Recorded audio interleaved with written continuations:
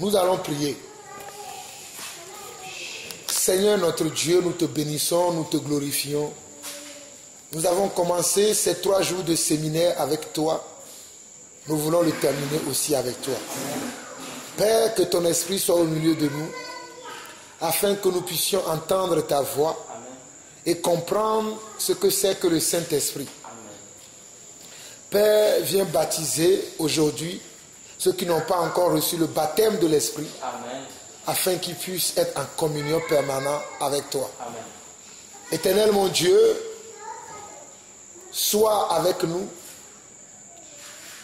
et accomplis ta parole au milieu de nous.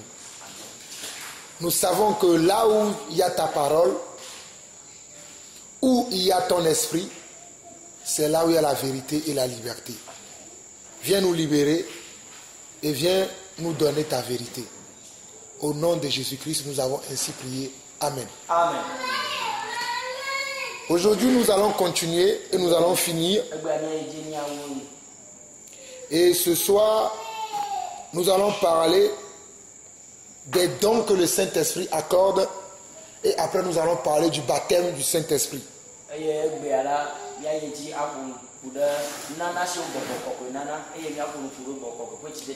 Prenons 1 Corinthiens chapitre 12.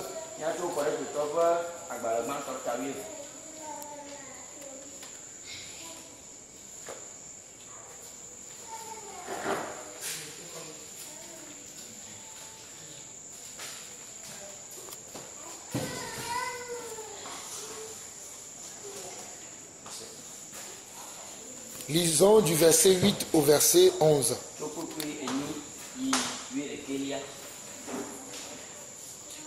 En effet, à l'un est donné par l'Esprit une parole de sagesse, à un autre une parole de connaissance selon le même Esprit, à un autre la foi par le même Esprit, à un autre le don de guérison par le même Esprit, à un autre le don d'opérer des miracles, à un autre la prophétie, à un autre le discernement des esprits, à un autre la diversité des langues, à un autre l'interprétation des langues.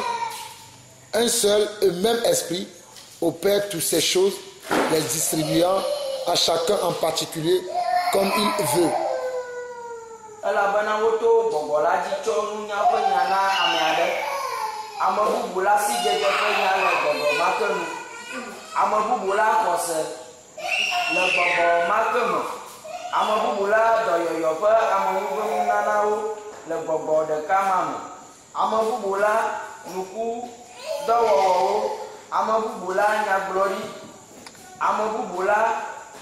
Gbɔgbɔwo dodokpɔ, ame bubu la gbɔgbɔgblɔ bubu ƒomeviwo, ame bubu la gbe bubu ƒomevi ƒe gɔmeɖeɖe, gake gbɔgbɔ ɖeka mawo wɔa nu siawo katã eye wòma nu na ame sia ame wotɔxɛ abe ale si wolɔna la ene.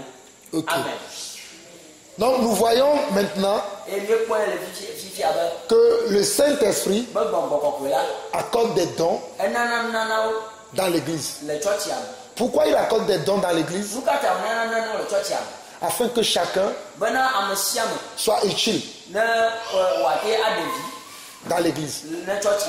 Aujourd'hui dans l'église, les gens viennent, ils s'asseyent, ils écoutent la parole de Dieu, ils rentrent chez eux. Ils font ça depuis des années. Ça, ce n'est pas normal. Moi, dans l'église que je conduis en France, j'aime que chacun soit à sa place. Parce que ce n'est pas parce que je suis apôtre que je sais tout, que je peux tout accomplir dans l'église. Non. Dieu m'a accordé certains dons, mais je n'ai pas tous les dons.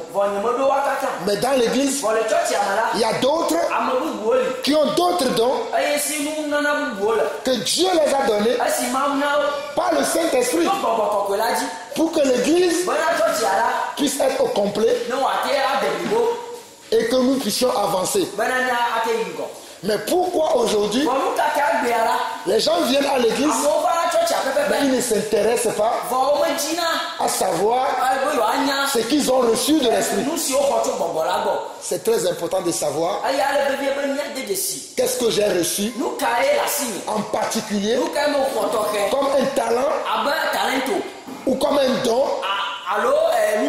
ou comme une grâce de la part du Seigneur. Je vous assure, lorsque Dieu t'appelle et que tu réponds à son appel, automatiquement tu reçois un don, tu reçois un talent afin que tu sois utile dans la maison de Dieu. Je dis bien afin que tu sois utile dans la maison de Dieu. Mon frère, ma soeur, ne crois pas que tu es ici pour rien. Tu es ici pour quelque chose. En tout cas, si tu as cru véritablement au Seigneur Jésus-Christ et que tu marches dans la vérité, il t'a donné un talent, il t'a donné un don, il t'a fait une grâce afin que tu sois utile pour son œuvre. Si je suis ici aujourd'hui, c'est parce que j'ai reçu un don, c'est parce que j'ai reçu un talent afin d'être utile pour l'église. Et quand je dis l'église, c'est l'église dans le monde entier. Tu dois être utile dans l'église ici, à Logoté. Mais si les gens en France, ils écoutent tes messages, tu es utile pour eux aussi. Parce que le message que tu donnes, c'est valable ici à Logoté, mais c'est valable aussi en France, c'est valable au Canada, c'est valable aux États-Unis. La preuve, aujourd'hui, nous lisons la Bible, mais ce sont les apôtres qui ont laissé ces messages-là. Ce sont les prophètes qui ont laissé les messages. Mais aujourd'hui, est-ce que cela nous est utile ou pas?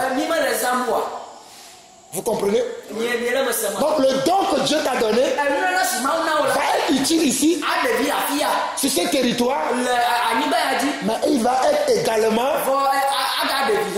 dans le monde entier. Donc en tant qu'enfant de Dieu, si l'Esprit nous habite, nous recevons forcément un don. Selon 1 Corinthiens chapitre 12, on l'a vu tout à l'heure qu'en effet à l'un est donné par l'Esprit une parole de sagesse, à un autre une parole de connaissance selon le même Esprit, à un autre la foi par le même Esprit, à un autre le don de guérison par le même Esprit, à un autre le don d'opérer des miracles, à un autre la prophétie, à un autre le discernement des esprits, à un autre la diversité des langues, à un autre l'interprétation des langues. Un seul et même esprit opère toutes ces choses, les distribuant à chacun comme il le veut.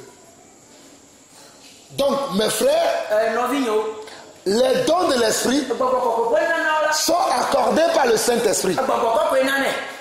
C'est le Saint-Esprit qui décide de donner, par exemple, à toi le don de miracle. À elle là-bas, elle lui donne le don de prophétie. Au frère qui est assis derrière, elle lui donne le don de la foi. À la sœur qui est à ma gauche ici, elle lui donne le don d'interpréter des langues. Celle qui est là-bas, elle lui donne le don des langues. Et à mon frère Christian, il lui donne le don d'opérer des miracles. Et au frère Joe, on lui donne le don de prophétie. Et à mon frère ici présent, on lui donne le don de guérison. Mais c'est le Saint-Esprit qui fait tout ça. Je dis bien, c'est le Saint-Esprit. À mon frère Rodrigue, Dieu lui donne le don de libéralité. Vous savez, mes frères, quand j'étais à l'école biblique, on m'a enseigné qu'il y a 9 dons de l'esprit. Mais aujourd'hui, quand moi je parle, je ne dis pas qu'il y a 9 dons de l'esprit. Je dis qu'il y a plusieurs dons de l'esprit parce que nous ne les connaissons pas. Mais Dieu les connaît, son esprit les connaît parce que c'est lui qui les attribue. Amen.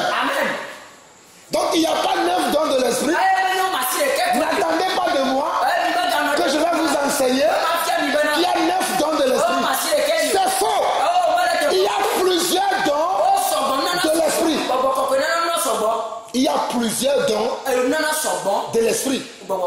Allons dans Romains chapitre 12. Romains chapitre 12.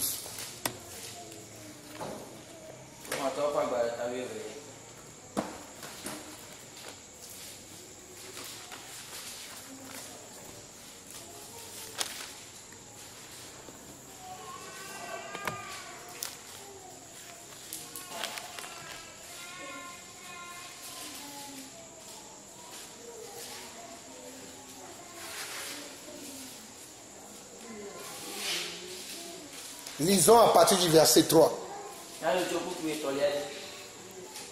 jusqu'au verset 8. Il dit: par la grâce qui m'a été donnée, je dis à chacun de vous de n'avoir pas de lui-même une trop haute opinion, mais de revêtir des sentiments modestes selon la mesure de foi que Dieu a départie à chacun. Car comme nous avons plusieurs membres dans un seul corps, et que tous les membres n'ont pas la même fonction, ainsi nous qui sommes plusieurs, nous formons un seul corps en Christ et nous sommes tous membres les uns des autres. Aujourd'hui, nous sommes un corps. Nous tous dans l'église là, nous formons un corps. Et dans le corps, la tête a un rôle. Le cou a un rôle. Le ventre a un rôle. La jambe a un rôle. Les mains ont un rôle aussi. La bouche a un rôle. Le nez a un rôle. Les yeux a un rôle aussi. Où ils ont chacun une fonction. Amen. Donc c'est la même chose dans l'église. Dans l'église, chacun d'entre nous a une fonction. C'est ce que l'apôtre dit ici. Je vais relire encore. À partir du verset 3.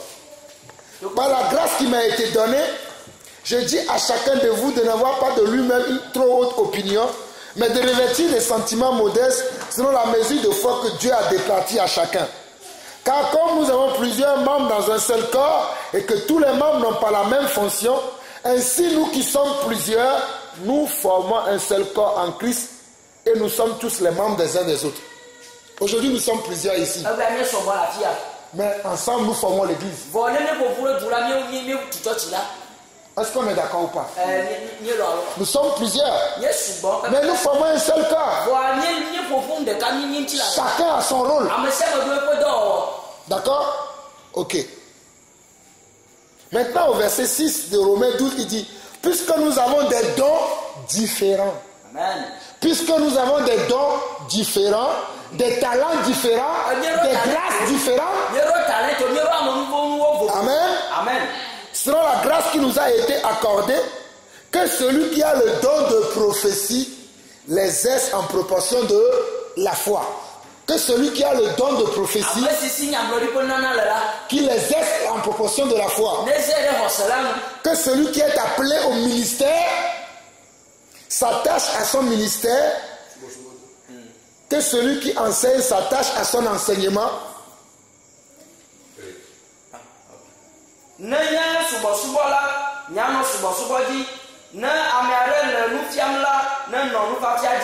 Que celui qui exhorte à l'exhortation. Que celui qui donne le fasse avec libéralité.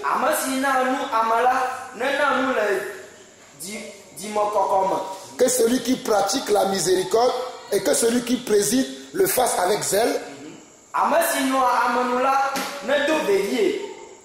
Que celui qui pratique la miséricorde le fasse avec joie. Même la miséricorde est un don.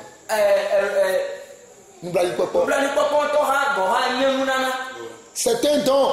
Il y a des gens qui ne peuvent pas pratiquer la miséricorde parce qu'ils n'ont pas ce don-là. Même la miséricorde est un don. Voilà pourquoi j'ai dit que moi je ne peux pas enseigner comme on va enseigner à l'école biblique. Parce qu'à l'école biblique, ils se sont arrêtés sur 1 Corinthiens chapitre 12 pour nous enseigner qu'il n'y a que 9 dons de l'esprit. Mais dans ma marche avec le Seigneur, j'ai découvert qu'il n'y a pas que 9 dons de l'esprit. Aujourd'hui, je ne peux pas vous dire qu'il y en a 9, 20, 40, 1000, parce que ce n'est pas moi qui les attribue. Mais celui qui l'attribue, qui a le Saint-Esprit, c'est le nombre. Mais dans l'église, je sais que chacun d'entre nous peut manifester plusieurs dons. 2 ou 3 ou 4, 5, 6, 7, 8, 9, 10, 11, 12, selon son cœur. Selon son cœur, l'esprit va le remplir de plusieurs dons. Amen. Moi, je sais que j'ai reçu le don de président, de présidence. Parce que dans l'église, j'aime que les choses soient correctes. Et je sais que c'est un don que j'ai reçu. J'ai reçu également le don de prophétie.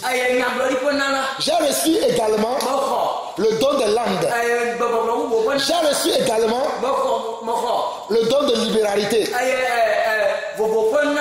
J'ai reçu également le ministère d'enseignement, qui était aussi un don. Et actuellement, je suis en train de prier pour avoir le don de miracle, le don de guérison.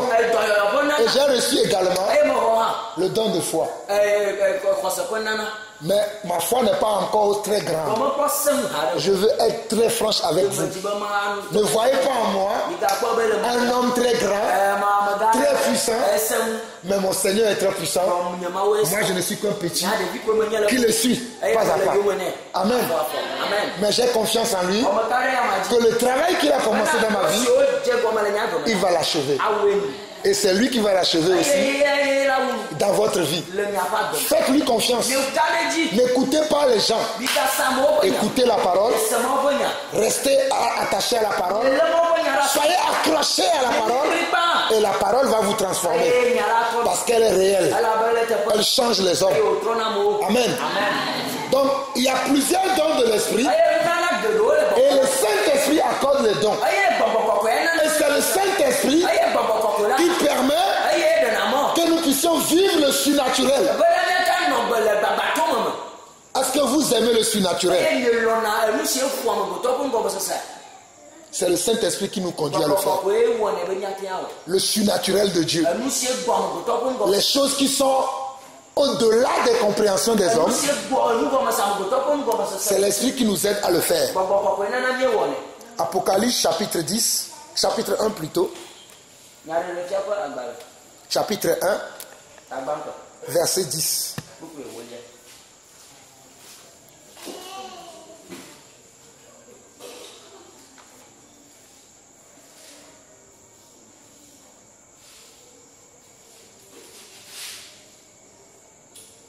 Il dit, je fus saisi par l'Éternel au jour du Seigneur et j'entendis derrière moi une voix forte comme le son d'une trompette.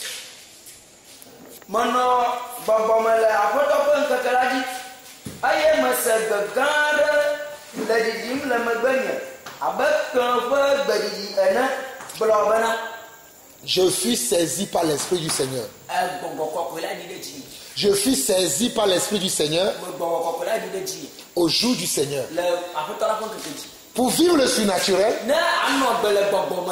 il faut être saisi par l'Esprit. Il faut être conduit par l'Esprit. Il faut être attiré par l'Esprit. Il faut aimer les manifestations de l'Esprit. Parce qu'on veut vivre le surnaturel. Amen. Ézéchiel 8, verset 3.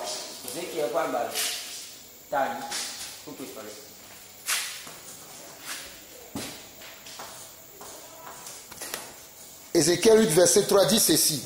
Il étendit une forme de main et me saisit par les cheveux. L'Esprit m'enleva entre la terre et le ciel et me transporta dans une vision divine à Jérusalem, à l'entrée de la porte intérieure du côté du septentrion, où était l'idole de la jalousie, qui excite la jalousie de l'Éternel.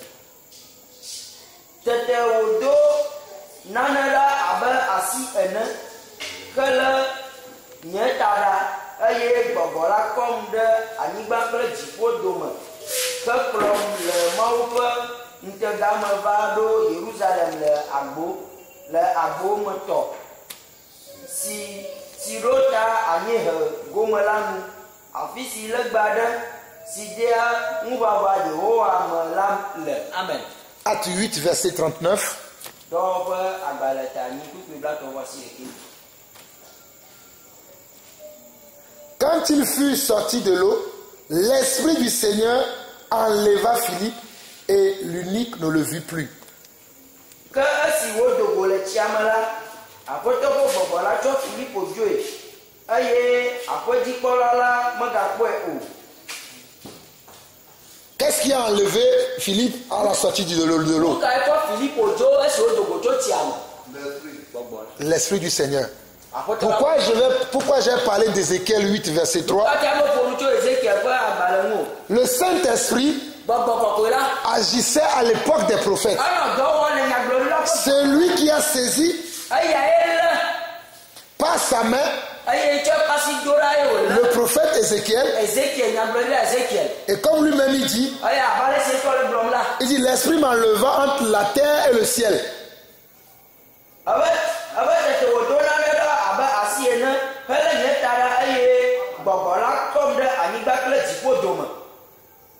Regardez bien, l'Esprit enleva Ézéchiel entre la terre et le ciel.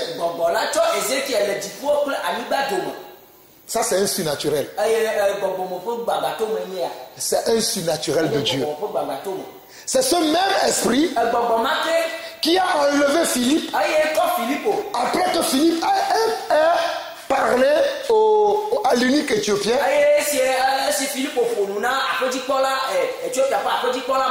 C'est l'esprit qui l'a enlevé. C'est des choses que je n'ai pas encore expérimentées. Mais moi je veux l'expérimenter. Comme je suis là, que l'esprit m'enlève, que je me retrouve au grand marché en train de prêcher. C'est faisable. Attends, je ne parle pas de la sorcellerie ni de la magie. Mais je parle du surnaturel de Dieu. Regardons dans Actes chapitre 8, verset 39 à 40. On dit, quand il fut sorti de l'eau, l'Esprit du Seigneur enleva Philippe et l'eunuque ne le vit plus. Tandis que joyeux, il poursuivit sa route. Philippe se trouva dans Azote, d'où il alla jusqu'à Césarée en évangélisant toutes les villes par lesquelles il passait.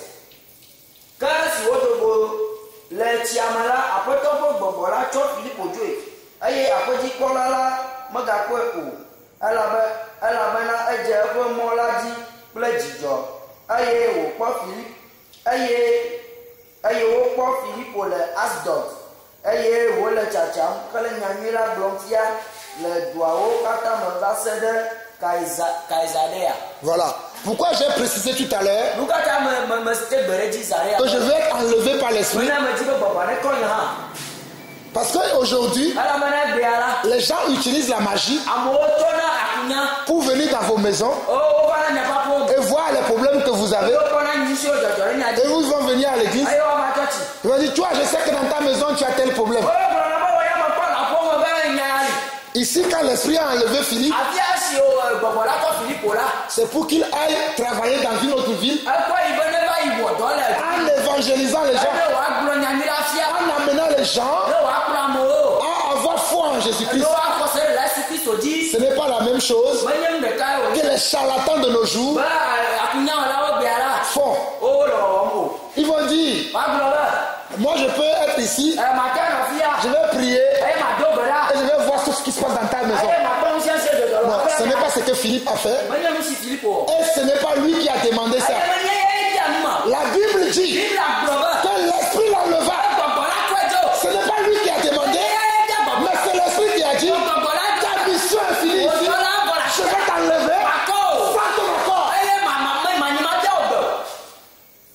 Vous voyez la différence entre la sorcellerie et l'esprit de Dieu? Philippe ne savait pas que l'esprit allait l'enlever. Mais Dieu lui savait, parce qu'il avait un projet pour lui. Et dès que Philippe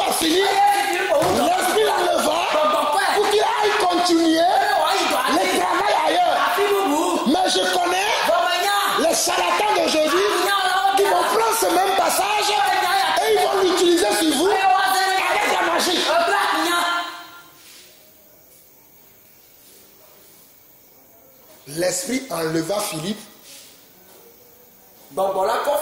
sans son accord. Parce que celui qui est conduit par l'esprit est comme un vent. Il ne sait pas d'où il vient.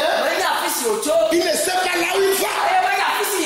Je dis que celui qui est conduit par l'esprit ne sait pas d'où il vient, ne sait pas là où il va.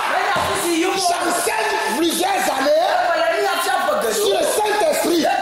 Mais ce que j'enseigne ce soir, c'est un enseignement particulier. Pendant que je suis ici, je reçois et j'enseigne. J'ai écrit un livre. Mais ce que je dis ne se trouve pas dans le livre, mais c'est l'esprit qui me conduit là-dedans pour vous enseigner la vérité. Allons dans Jean chapitre 4. Jean chapitre 4. Pas Jacques, Jean chapitre 4.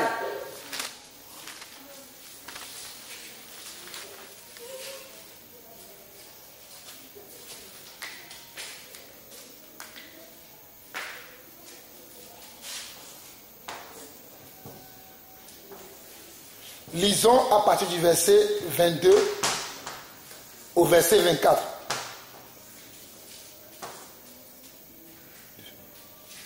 Vous adorez ce que vous ne connaissez pas. Nous adorons ce que nous connaissons, car le salut vient des Juifs. Mais l'heure vient, et elle est déjà venue, où les vrais adorateurs adoreront le Père en esprit et en vérité. Ce sont là les adorateurs que le Père demande. Dieu est esprit. Et il faut que ceux qui l'adorent en esprit et en vérité. Amen. Mon frère, lis ça pour eux.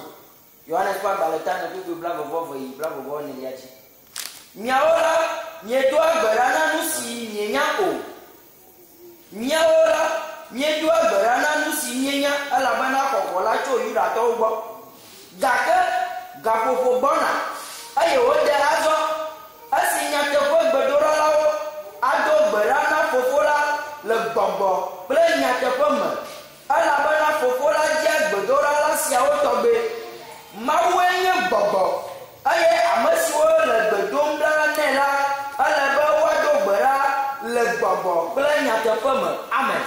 Dieu est esprit. Et il faut que ceux qui l'adorent l'adorent en esprit et en vérité. Je dis bien, Dieu est esprit. Dieu est esprit.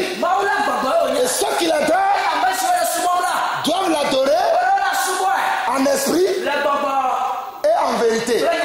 Mais j'ai dit tout à l'heure que celui qui est conduit par l'esprit ne sait pas d'où il vient ni où il va. Jean chapitre 3. Jean, tournez juste la page, une page en avant. Jean chapitre 3.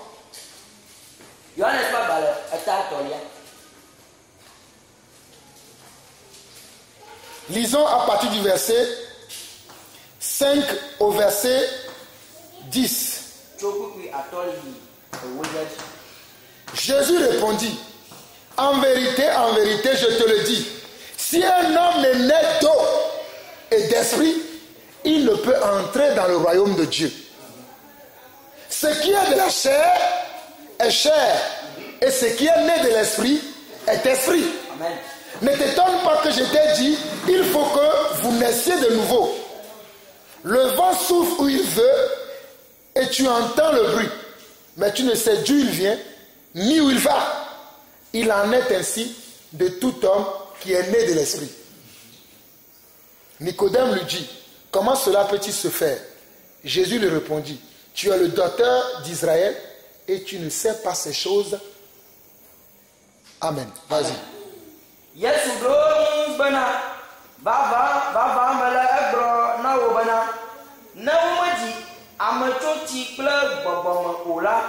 Matin ayi de dzibo tiaruƒe la me o. Nu si wodzi tso ŋuti la me la, ŋuti la wònye, eye nu si wodzi tso gbɔgbɔ me la, gbɔgbɔ wònye. Magawo moya na wo be magblɔ na wo bena ele be woadzi atso dziƒo o. Yala le ƒoƒom afi si ke wolɔna la eye ne sia eƒe gbe ke menya afi si wòtso alo afi si woyina o. Nenema ke nye ame sia ame si wodzi tso gbɔgbɔ la me. Nikodemo xɔ edzi gblɔ nɛ bena aleke esia wɔ ate ŋu ava me mahã. Yesu ɖo ŋu gblɔ nɛ bena Israel ƒe nufiala nenye eye menya nu siawo mahã. Amen. Nicodème était docteur. Nicodème nye nufiala. Je dis bien Nicodème était docteur. Nicodème nye nufiala. C'est-à-dire qu'il enseignait la parole. Elabena nɔ nya la fiam. Mais il ne connaissait pas comment l'esprit peut conduire. Vɔ menya ale si gbɔgbɔ la te kplɔ me. Il ne connaissait pas comment quelqu'un pouvait naître de nouveau, Menya ale si amewo gatɔ dzi. naître d'eau et d'esprit. Woagatɔ dzi tso Nicodème ne le connaissait pas. Nicodème menya sia. Voilà pourquoi Jésus lui a dit, tu es docteur, Enye nufiala. mais comment ne connais-tu pas ces choses? Wɔnu kaka menya nu siawo mahã. Il y a beaucoup de gens Ame gbogbo sɔgbɔ egbea la. qui sont des ministres de Dieu, Wonye mɔdɔwɔlawo. des serviteurs de Dieu, Wɔn subɔlawo. authentiques, Tɔntɔ. mais ils ne connaissent pas Vɔ menya. comment le Saint-Esprit se manifeste. Aleke bɔbɔ kɔkɔe de na ɖo ko fia. Le Saint-Esprit peut se manifester, Bɔbɔ kɔkɔe ate ɖo ko fia. ils vont dire que c'est Satan. Wala gblɔ be Satana nye nua. Je vous dis la vérité. Gake ƒe tome le na mi. Voilà pourquoi nous devons connaître le Saint-Esprit. Esia ta mi ɖo la nya bɔbɔ kɔkɔe. Celui qui est conduit par l'Esprit, Ame sie bɔbɔ kɔkɔe le kɔkɔe. il est comme un vent. Ele abe yakoko. Il ne sait pas d'où il vient, Ele afi si wòtso. il ne sait pas où il va. Ele afi si yim wòle. Celui qui est conduit par l'Esprit, Ame sie bɔbɔ le c'est comme un moteur d'une voiture. Ele abe ʋu ƒe engine nene. On l'actionne, Woɖo ʋu ƒe motui la. lui il marche. Ezɔna ko. On l'arrête, Woɖo ƒe nenɔte la. il s'arrête. Etɔna ke. C'est-à-dire on l'actionne, Eɖo tutui la. il marche. Ezɔna. On l'arrête, il s'arrête. Eye nɔna ke. Il actionne. Eɖo ʋui la. Dieu, Meka bu ne. qui l'arrête? Meka nɔna ke. Dieu, Mawu ye. qui l'arrête? Meka nɔna ke. L'Esprit, Gbɔgbɔ la ye. qui l'actionne? L'Esprit. Gbɔgbɔ la ye. Voilà pourquoi nous devons être conduits par l'Esprit. Esia ta gbɔgbɔ la ɖo la kplɔ mi. C'est très important. Ele vevie. Si nous voulons vivre le surnaturel de Dieu, Ne mi be mianɔ agbe le nous gbɔgbɔ la devons ma être tout le temps dans l'Esprit. Yero la nɔ gbɔgbɔ la me. Mes frères, Nɔvi nyewo. j'aime beaucoup l'Esprit. Melɔ gbɔgbɔ la le gbegbe. Beaucoup de gens ne me comprennent pas. Ame gbogbo me sena gbɔ nye me. Parce que je suis quelqu'un, Elabe me nya ma on ɖe. peut être là, Nyate nɔ et fia. moi je vais chercher qu'est-ce que l'Esprit veut. Eye ma di be ma nya nu si gbɔgbɔ la le. Les gens peuvent être en train de parler, Amewo danser. ate nɔ nu ƒom nɔ Vous ha. allez me voir, moi je vais être calme. Miakpɔ ma nɔ. Je suis en train de parler avec l'Esprit. Je communique avec lui. Mele nu ƒoƒo gbɔgbɔ la. Ici, là, Afia. qu'est-ce qu'il faut qu'on Nu fasse? ka dze be nya o. Et quand je vais parler, Eye esi ma ƒom la. les gens vont être choqués. Amewo atsaka. Les gens vont être frustrés. Amewo Ils vont se fâcher. wa bidi. Parce que moi je vais dire Elabe nya ma la ɖe. chose qui va toucher chacun. Enu si atɔ ame sia ame. Parce que je vais le recevoir de l'Esprit Elabe gbɔgbɔ la et je vais le gbɔ. transmettre. Eye ma kɔe na mi. C'est ça marcher par l'Esprit. Eye enye wa Mes frères, Nɔvi nyewo. je l'expérimente depuis des années. Mezɔna to nyayame esia dzi. Voilà pourquoi je suis quelqu'un qu'on ne peut pas saisir. Esia ta me nya ma ɖe. Si tu m'attends à gauche, Ne nɔte kɔ le je vais nyadzi venir la. par derrière. O ma to me gbe Si tu ado. m'attends devant, Ne be ya je te vais kɔ venir par en haut. ma te ake tso Je dzi. suis insaisissable. Ame nye nu ma Je l'ai dit hier que celui qui est conduit par l'Esprit, il est insaisissable, il est intouchable, il est insondable. On ne peut pas sonder l'Esprit, mais l'Esprit lui nous sonde et il nous dirige. You hear me? C'est très important. Ça. Voilà pourquoi nous devons chercher à connaître l'Esprit, à être habité par l'Esprit. C'est ça qui va marquer la différence. Tout le monde parle aujourd'hui. Le Saint-Esprit le matin, le Saint-Esprit à midi, le Saint-Esprit le soir, le Saint-Esprit la nuit. Mais ils ne connaissent pas le Saint-Esprit. Je vous dis la vérité. Je dis bien, il y a même des pasteurs. Ils servent le Seigneur depuis des années. Mais ils ne connaissent pas le Saint-Esprit. Voilà la preuve. Nicodème était un docteur en Israël. Mais il ne connaissait pas l'Esprit. C'est très important de connaître l'Esprit. Amen. Amen. Amen. Vous voulez connaître l'esprit? Il dit là, il y a bon, là. Continuons l'aventure alors. Il y a, moi, ça soit. Alléluia. Amen. Donc nous avons dit dans 1 Corinthiens chapitre 12 qu'il y a les dons de l'esprit. Selon 1 Corinthiens chapitre 12, nous pouvons dire qu'il y a les dons d'inspiration.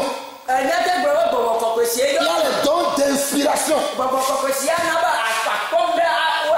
Le Saint-Esprit en toi, il te donne un don, un talent, une grâce, une capacité. Et c'est cette capacité qui va te donner l'inspiration. Et les dons d'inspiration sont la prophétie, la diversité des langues et l'interprétation des langues. Je dis bien les dons d'inspiration, c'est la prophétie, l'interprétation des langues et les dons de langue.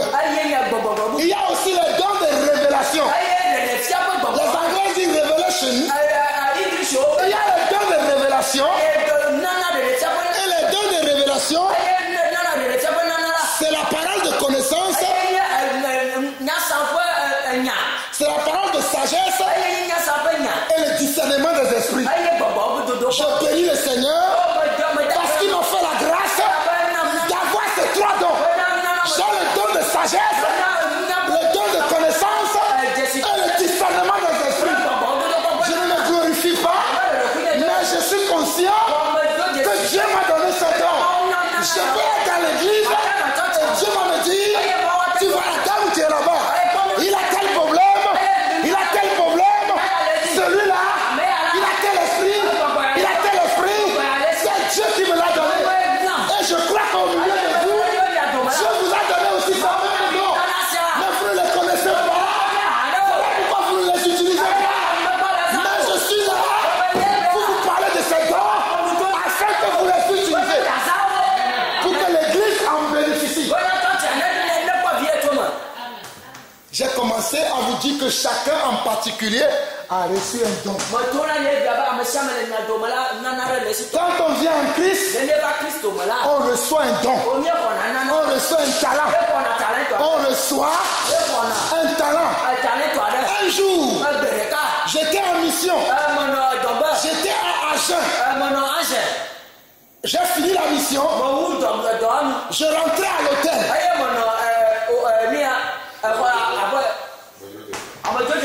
J'étais avec un accompagnateur. Et il y avait une belle dame qui était dans une grande voiture qui s'était arrêtée. Elle nous a demandé, vous allez où? On leur a répondu, madame, nous sommes des serviteurs de Dieu. Nous sommes venus en mission dans votre ville. Nous avons fini. Nous rentrons à notre hôtel. La dame nous dit, nous avons une fête dans une maison. Est-ce que vous voulez bien venir? Celui qui m'accompagnait en mission, qui s'appelait Jean, il s'est dit, mais mon frère, est-ce qu'on peut aller là-bas? Donc rentrons à l'hôtel. J'ai dit, mon frère, ça veut dire que la mission n'est pas finie. Peut-être on a quelque chose à faire là-bas. Allons-y avec la dame. On est rentré dans la voiture. La dame nous a amenés dans une maison. Il y avait plein de femmes quand on était arrivés. Et ces femmes-là attendaient des hommes pour faire leurs affaires ce soir-là. Quand on était arrivé, mon accompagnateur qui était Jean, il était très content. Il a commencé à parler. Il commençait à parler. Mais j'ai vu que les dames ne l'écoutaient pas.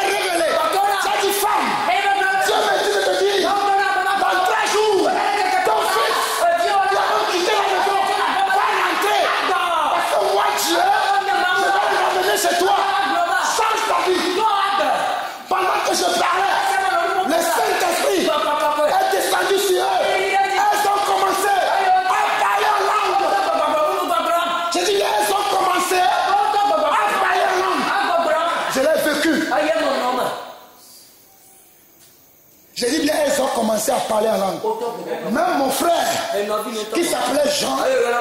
Quand on va le finir, les femmes là, elles ont voulu me donner de l'argent. Je ne vous mens pas. Elles ont ramassé de l'argent. Elles voulaient me donner. J'ai dit, madame, je suis serviteur de Dieu. J'ai reçu gratuitement. Dieu a dit de donner gratuitement.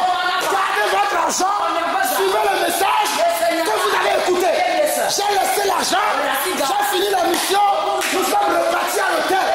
Quand on est à l'hôtel, celui qui m'accompagnait, qui s'appelait Jean, il m'a demandé, mon frère, je ne t'ai pas reconnu aujourd'hui. Comment tu as pu faire ces choses? Je n'ai pas su quoi lui répondre. Parce que j'étais dans l'école de l'esprit, comme je le suis encore aujourd'hui. On ne finit jamais d'apprendre avec l'esprit. On ne finit jamais d'apprendre avec l'esprit. Je n'ai pas su lui répondre. Parce que moi-même, je me suis impressionné. J'ai dit, hey, Jean-Paul, c'est toi qui as fait ça? J'étais étonné moi-même. Mais celui qui veut suivre l'esprit doit vivre ses expériences. Vous savez, dans Actes chapitre 10, on l'a vu hier, Pierre a été invité dans la maison de Corneille. Vous savez, Pierre était monté sur le toit. Il priait. On lui a montré des animaux impurs qui ne lui étaient pas permis de manger. Mais lorsque Pierre était en train de méditer à cette vision, la Bible dit que l'Esprit lui dit, 3 hommes te demandent, va avec eux. Pierre est parti avec eux. Il ne savait pas pourquoi on est venu le chercher et ce qu'il allait faire. Je dis que Pierre ne savait pas. Allons dans Actes chapitre 10.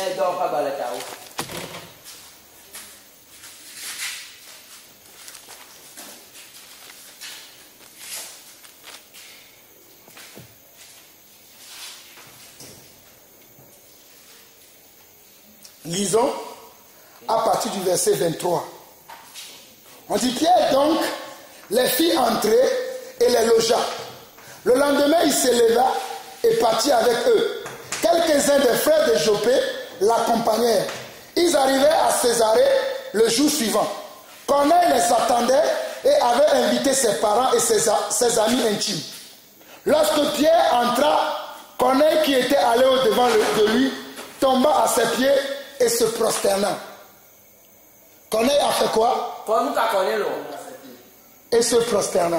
La plupart d'entre vous, quand vous me saluez, vous faites comme ceci. Si vous remarquez, je vous dis tout de suite, levez-vous, je ne suis pas Dieu.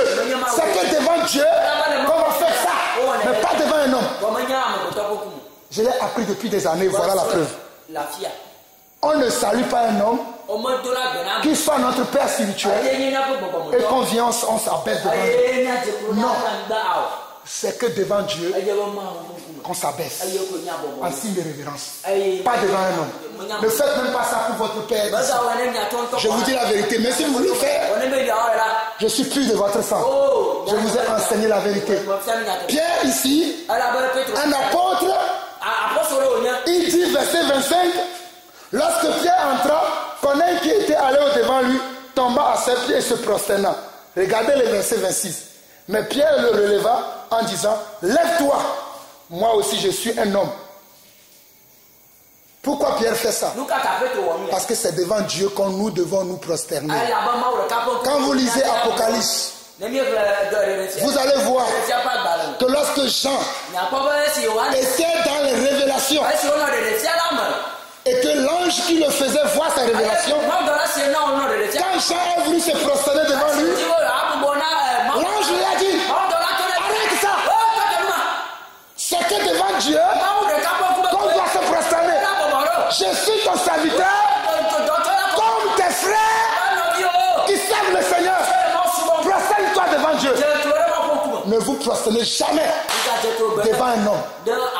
Même si l'homme arrive à déplacer la présidence de l'Omé 2 et la même Akara, ne vous prosternez pas devant lui. Prosternons-nous devant l'agneau.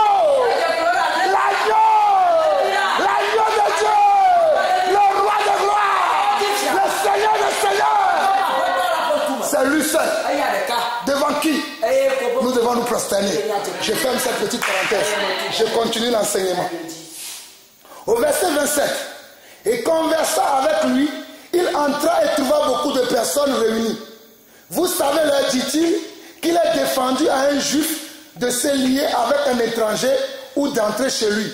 Mais Dieu m'a appris à ne point regarder un homme comme souillé et impur. C'est pourquoi je n'ai pas eu d'objection à venir, puisque vous m'avez appelé. Je vous demande donc pour quel motif vous m'avez envoyé chercher. Ça veut dire que Pierre ne savait pas ce qu'il allait faire dans la maison de son Père. Voilà pourquoi je vous dis que celui qui est conduit par l'esprit ne sait pas d'où il vient ni là où il va. Il n'a pas de programme. Son programme est établi par Dieu. Je ne comprends pas pourquoi les serviteurs de Dieu aujourd'hui, ils ont un programme de leur culte. Dans l'église à Paris, je n'ai pas de programme. J'arrive, séance théâtre, je me donne le message et je prêche. Je ne fais pas de programme. Je laisse l'esprit diriger le culte. C'est son culte. Ce n'est pas mon culte.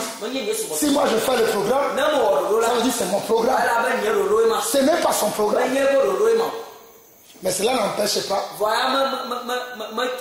que je puisse dire le dimanche prochain, nous parlerons par exemple de la foi. J'arrive, je veux parler de la foi. L'esprit me dit, parle de l'esprit. Non, parle des dons. Voilà comment l'esprit conduit l'église. Celui qui ne suit pas l'esprit, il va dire, moi j'ai dit le dimanche dernier que je parlais de la foi.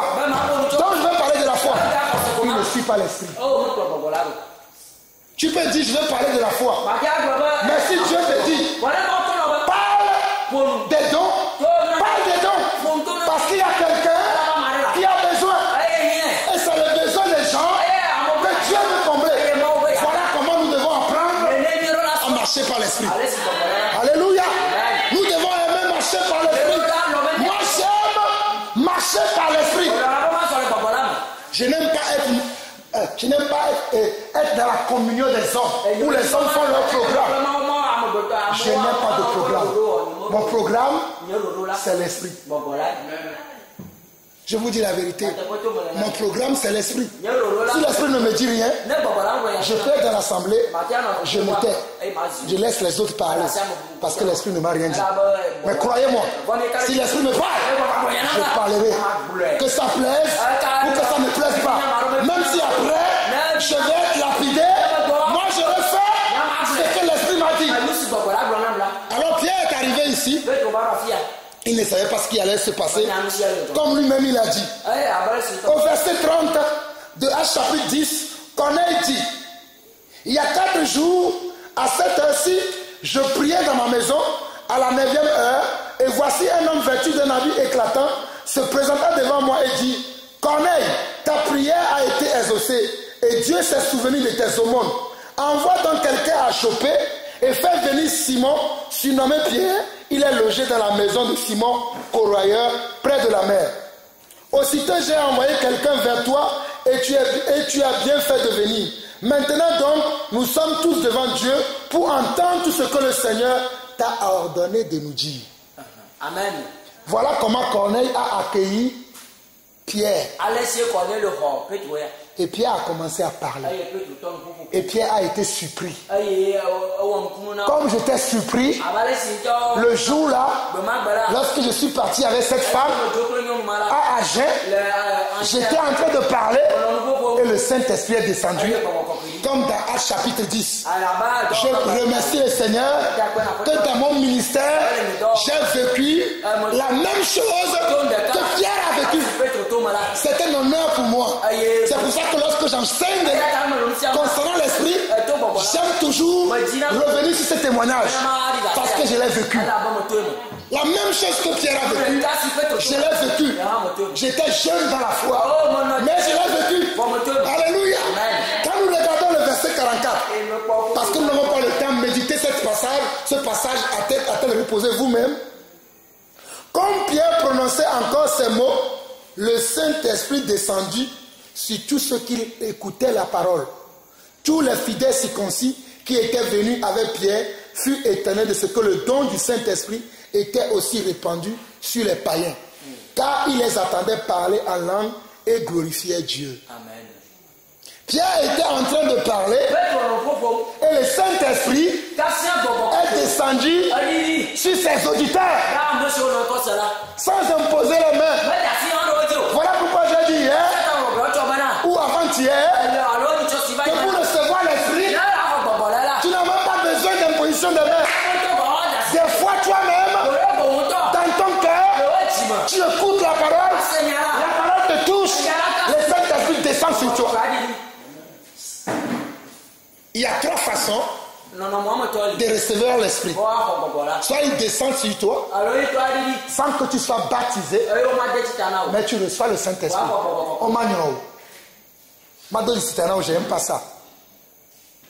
Sans que tu ne reçoives le baptême, non, voilà. Tout le corps soit immergé dans l'eau. Je continue. Alors, le Saint-Esprit est descendu sur tous ceux qui écoutaient Pierre. Pierre a été surpris. Et il a dit, dans la suite, au verset 47, alors Pierre dit, peut-on refuser l'eau du baptême à ceux qui ont reçu le Saint-Esprit aussi bien que nous? Pierre a été surpris. Parce que ce n'est pas lui qui conduisait la chose. C'est le Seigneur qui conduit. Même ses frères qui sont restés à Jérusalem, quand ils ont appris la nouvelle, ils étaient furieux contre lui. Lisez le chapitre 11, vous allez voir. Ils étaient furieux contre lui.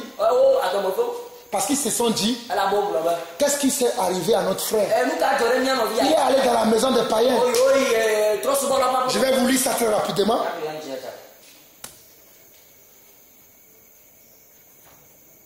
Au verset 12 de Actes chapitre 11. L'Esprit me dit de partir avec eux sans hésiter. Les 6 hommes que voici m'accompagnaient et nous entrâmes dans la maison de Corneille. Cet homme nous raconta comment il avait vu dans sa maison l'ange se présenter à lui et disant, envoie quelqu'un à Joppé et fais venir Simon surnommé Pierre, qui te dira des choses par lesquelles tu seras sauvé, toi et toute ta maison. Lorsque je me fus mis à parler, le Saint-Esprit, alléluia.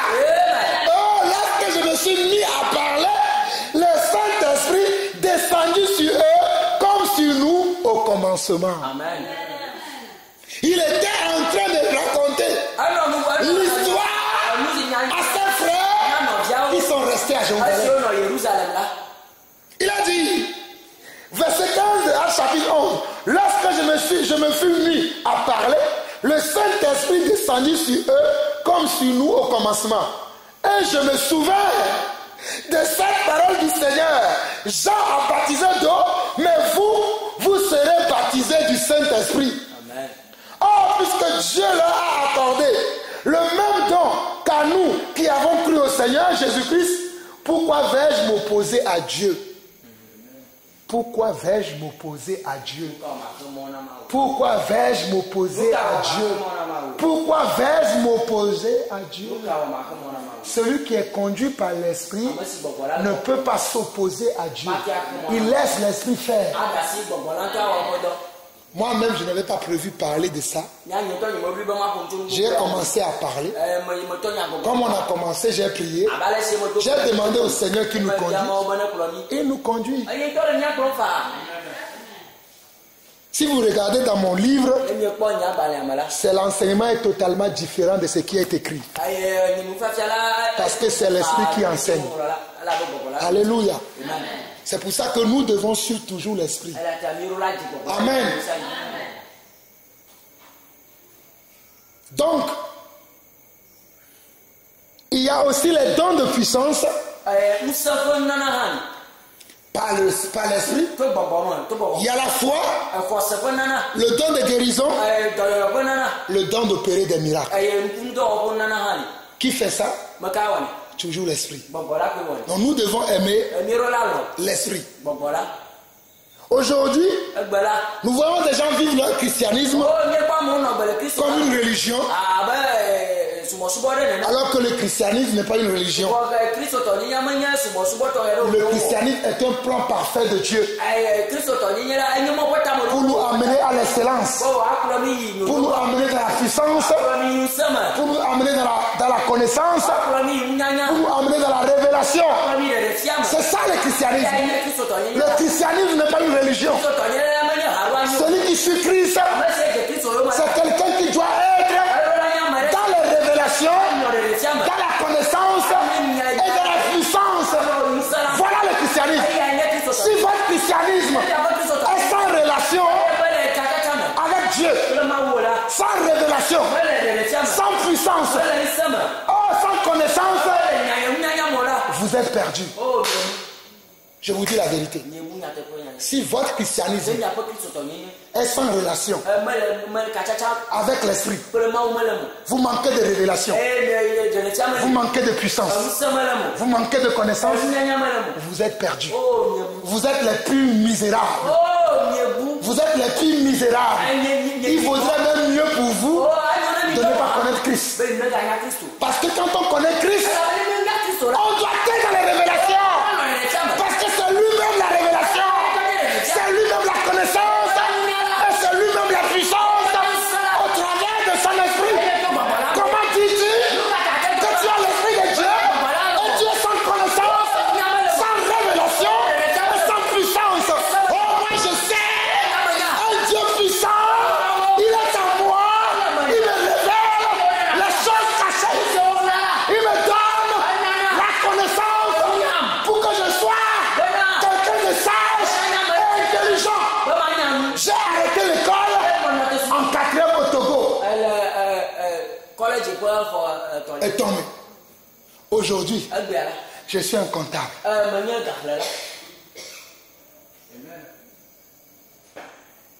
Pourquoi? À cause de la parole. C'est la parole qui a développé. Malgré mon niveau pas, c'est la parole qui a développé ma connaissance. Parle-moi d'une chose. Je vais le retenir tout de suite. Pourquoi? Parce que j'aime la parole. Regardons Daniel chapitre 1. Daniel. Très rapidement. Aujourd'hui, nous allons finir un peu plus tard. Parce qu'il va être 20h. Mais je n'ai pas encore fini le message. Je vais prendre encore 30 minutes pour parler de comment recevoir l'esprit. Daniel chapitre 1.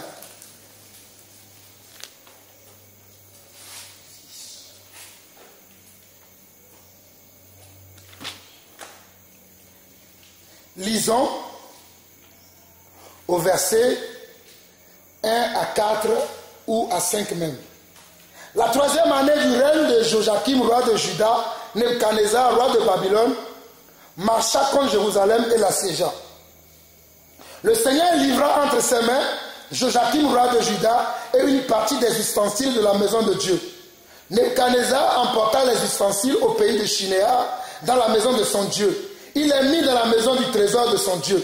Le roi donna l'ordre à Ashpenaz, chef de ses eunuques, d'amener quelques-uns des enfants d'Israël, de race royale ou de famille noble, de jeunes garçons sans défaut, corporels, beaux de figure, doués de sagesse, d'intelligence et d'instruction, capables de servir dans le palais du roi et à qui l'on enseignerait les langues et la lettre des Chaldéens.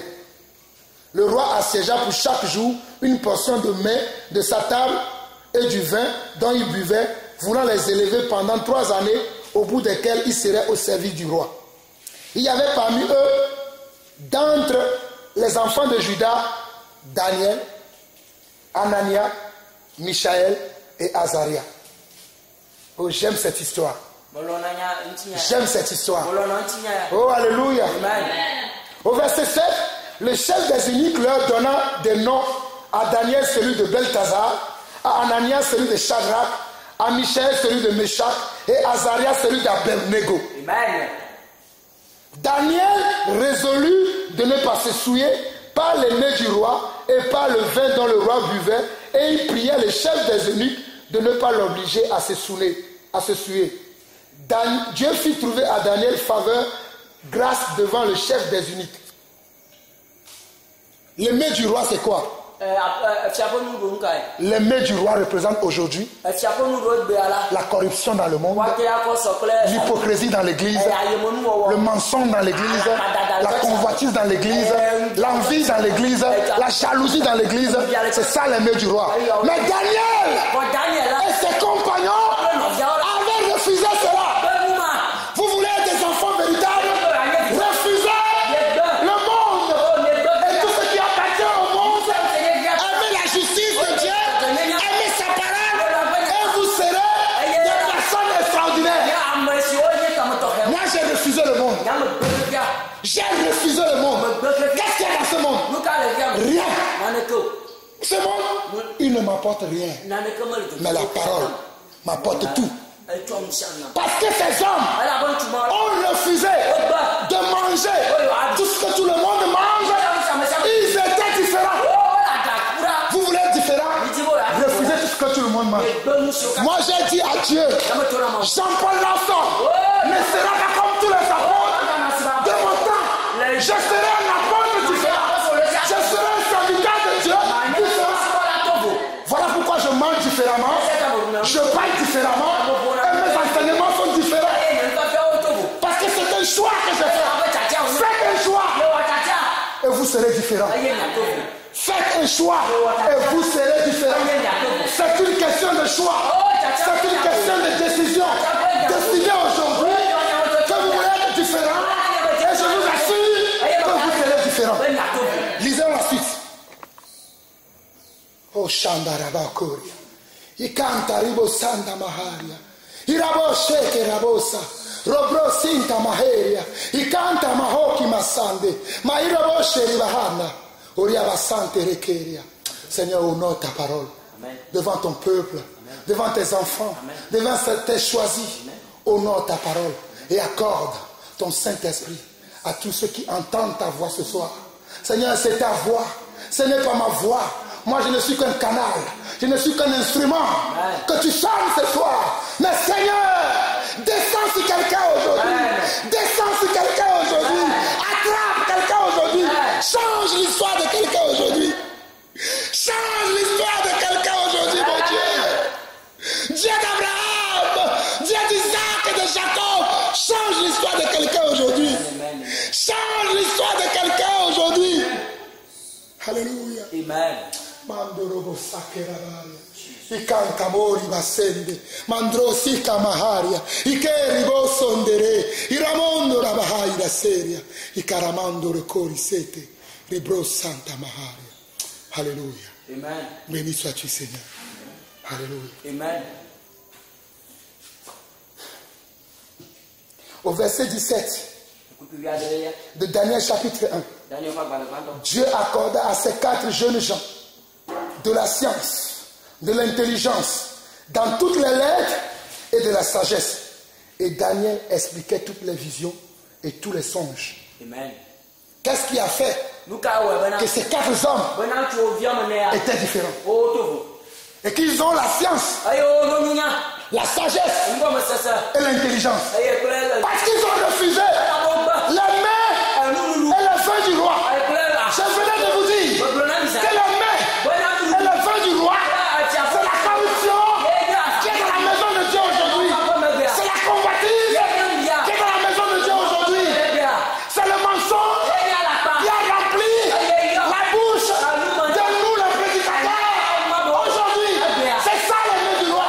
Refusons cela et cherchons la vérité de Dieu. Et nous serons différents. Nous allons finir.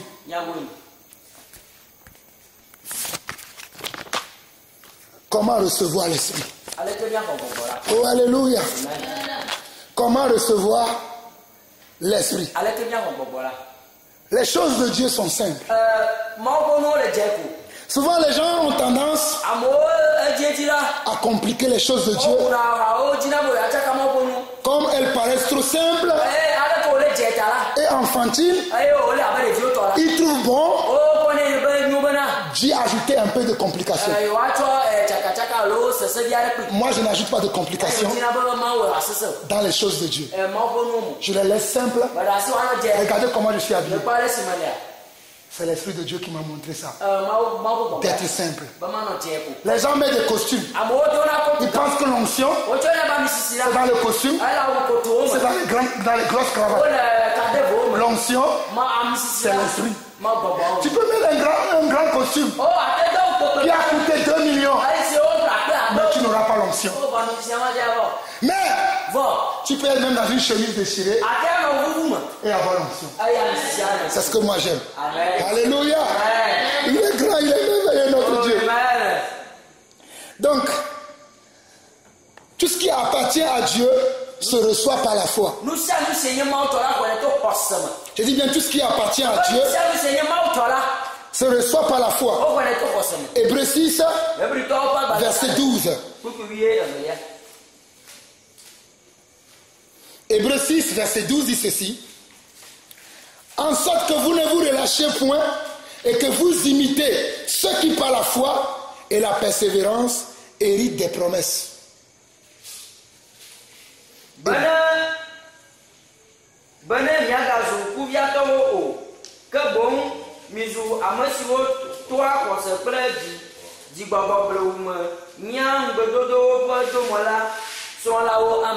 Amen. Donc, le baptême dans le Saint-Esprit est facile à recevoir. Dans les milieux chrétiens, certains prétendent souvent qu'il faut chercher et attendre le baptême du Saint-Esprit. À cause de cela, j'ai dû attendre plusieurs années avant de recevoir le baptême. Le baptême de l'Esprit, bien sûr. Ce n'est pas pourtant ce que la Bible dit. Ce n'est pas pourtant ce que la Bible dit. Regardons Actes chapitre 2. Lisons versets 38 à 39. Actes chapitre 2. Versets 38 à 39. Alléluia. La parole, c'est la vérité. La Bible dit dans Actes chapitre 2, versets 38 à 39. Pierre leur dit, répentez-vous et que chacun de vous soit baptisé au nom de Jésus-Christ à cause du pardon de vos péchés et vous recevrez le don du Saint-Esprit. Est-ce qu'il faut attendre des années pour ça? Ils ont dit, répentez-vous et que chacun de vous soit baptisé au nom du Seigneur Jésus-Christ. Et vous recevrez le Saint-Esprit. Vous allez recevoir. Mais vous recevrez. Ça veut dire que c'est immédiatement. Ce n'est pas des années plus tard. C'est immédiat. C'est tout de suite. C'est right now. Right now. Tu reçois le Saint-Esprit. Voilà. Parce que le verset 39 dit, car la promesse est pour vous, pour vos enfants et pour tous ceux qui sont au loin, en aussi grand nombre que le Seigneur notre Dieu les appellera. Car la promesse est pour vous. Car la promesse est pour vous. Quelle promesse? La promesse de l'Esprit. Que nous avons vu dans Jean 14, le premier jour du séminaire. Dans Jean 15 et Jean 16. Dans le deuxième jour du séminaire. Dans la même chose, nous l'avons vu dans Luc chapitre 24.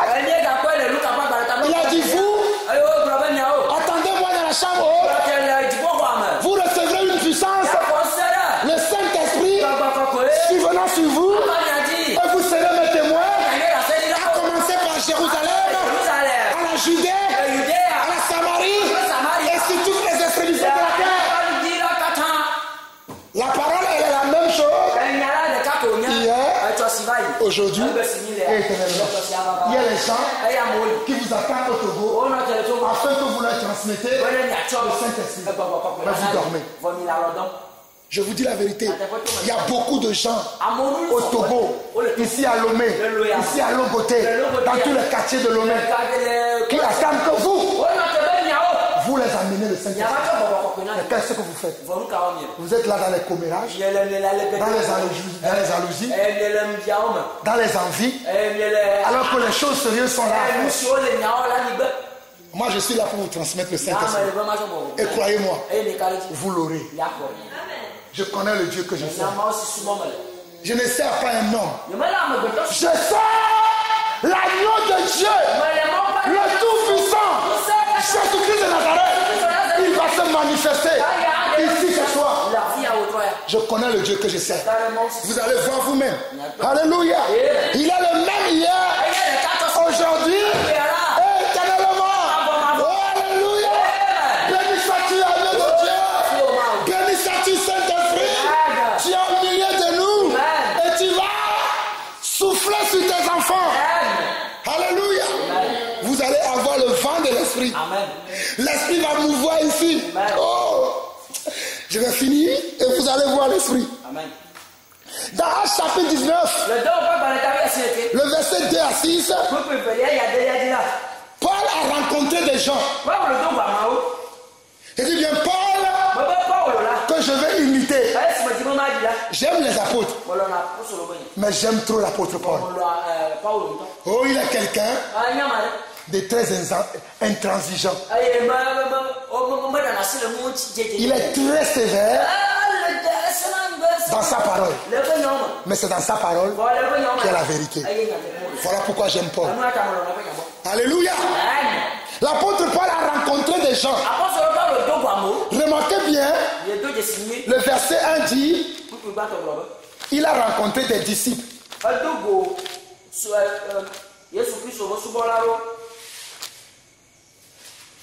Pendant qu'Apollos était à Corinthe, Paul, après avoir parcouru les provinces de l'Asie, arriva à Éphèse. Ayant rencontré quelques disciples, il leur dit, qu'est-ce que Paul a rencontré?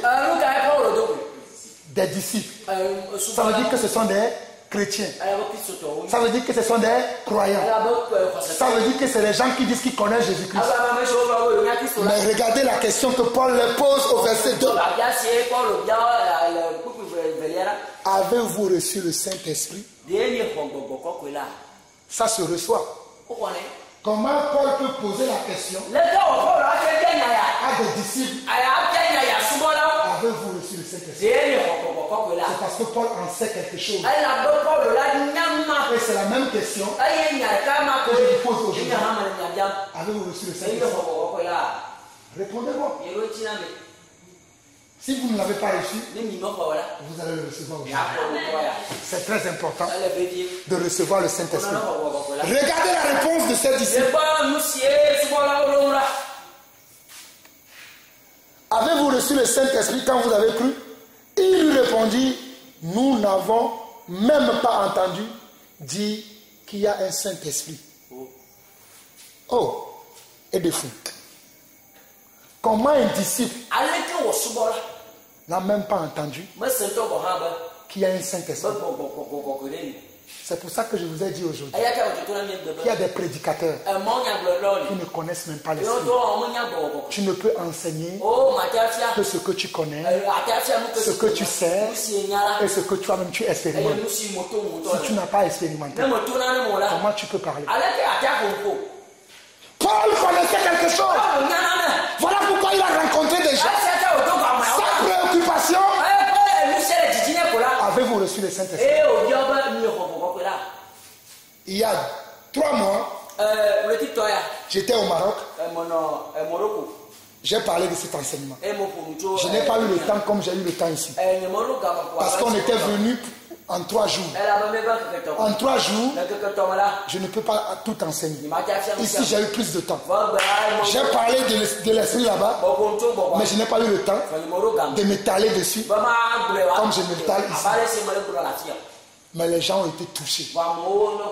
À la fin du séminaire, qui a fait 3 jours, j'ai parlé au moins avec 7 personnes qui m'ont dit, nous n'avons même pas entendu tout ce que tu as dit aujourd'hui. Je ne vous mens pas. Beaucoup de gens vont à l'église, mais n'entendent pas les choses véritables. Parce que ceux qui les enseignent, eux-mêmes ne connaissent pas. Je ne suis pas en train de blâmer votre pasteur. Je suis en train de parler de mes expériences. Parce que je vois que Paul a vécu la même chose. Voilà pourquoi il rencontre des disciples. Il leur demande, avez-vous reçu le Saint-Esprit? Et les disciples répondent, nous n'avons même pas entendu parler qu'il y a un Saint-Esprit. Lundi, j'ai parlé de l'Esprit. Non, plutôt mercredi. Jeudi, j'ai parlé de l'Esprit. Aujourd'hui, nous sommes vendredi. Je parle encore de l'Esprit. Peut-être dimanche. Si l'Esprit ne change pas mon programme, je parlerai encore peut-être de l'Esprit. J'ai prévu parler de la foi, mais je vais me laisser conduire par l'Esprit. Comme d'habitude. Alléluia. Au verset 3, il dit, de quel baptême avez-vous donc été baptisé? Et il répondit, du baptême de Jean. Alors Paul dit, Jean a baptisé du baptême de repentance, disant au peuple de croire en celui qui venait après lui, c'est-à-dire en Jésus. Sur ces paroles, il fut baptisé au nom de Jésus. Paul refait un baptême. Il y a quelques-uns parmi vous, vous devez vous rebaptiser. Mais vous verrez ça avec votre pasteur. Moi, si vous voulez, si vous êtes prêts, dimanche, on peut faire des séances de baptême. Je crois qu'il y a des rivières ici. On peut vous baptiser. Mais voyez ça avec votre pasteur. Je dis, Paul leur a demandé, je vais vous rebaptiser. Et il les a rebaptisés au nom du Seigneur Jésus. Et après le baptême, lorsque Paul leur eut imposé les mains, le Saint-Esprit vint sur eux. Et ils parlaient en langue et prophétisaient. Des fois, c'est le baptême qui bloque. Parce qu'avant le baptême, on n'a pas été correctement enseigné que après ton baptême, tu dois recevoir l'Esprit. Comme on a vu dans Actes chapitre 2, le verset 38 et 39. Moi, lorsque je parle de la nouvelle naissance, je parle toujours du Saint-Esprit. Parce que les deux vont de pair. On ne peut pas parler de la nouvelle naissance sans parler de l'Esprit. Paul l'a dit. Avez-vous reçu le Saint-Esprit lorsque vous avez cru? Parce que quand quelqu'un croit, qu'est-ce qui va l'aider à grandir? C'est l'Esprit. Voilà pourquoi le jour de ta nouvelle naissance, tu dois recevoir l'Esprit pour croître. Si tu ne l'as pas, tu ne vas pas grandir. Tu peux aller à l'église 10 ans, 20 ans, 30 ans, 40 ans, jusqu'à 1000 ans. Si tu n'as pas l'Esprit, tu ne grandis pas. Actes chapitre 8. Actes chapitre 8. Actes chapitre 8. Vous allez voir que c'est très important. Le Saint-Esprit. Alléluia. Actes chapitre 8. Lisons au verset 5. On dit, Philippe étant descendu dans la ville de Samarie, il prêcha le Christ. Les foules tout entières étaient attentives à ce que disait Philippe lorsqu'elle apprit et vit les miracles qu'il faisait. Philippe est parti où? À Samarie. Philippe aussi était dans la chambre haute. Il a reçu le Saint-Esprit. Il est parti pour travailler. Amen. Ok, regardez la suite. Nous allons lire maintenant à partir du verset 12. Non, même à partir du verset 12. Mais quand il eut cru à Philippe, qui leur annonçait la bonne nouvelle du royaume de Dieu et du nom de Jésus-Christ, hommes et femmes se fit comment? Baptiser. Philippe prêchait l'évangile. Mais les hommes qui ont cru, selon Marc chapitre 16, verset 15 au verset 17, allez prêcher la bonne nouvelle. Celui qui croira et qui sera baptisé sera sauvé. Ici, les gens qui ont cru, ils ont été baptisés par Philippe. Regardez. Mais quand ils crurent à Philippe, qui leur annonçait la bonne nouvelle du royaume de Christ, de Dieu et du nom de Jésus-Christ, hommes et femmes se firent baptiser. Nous souplenions au rognon. Hommes et femmes furent baptisés. Amen. Amen. Simon lui-même crut, et après avoir été baptisé, il ne quittait plus Philippe, et il voyait avec étonnement les miracles et les grands prodiges qui s'opéraient.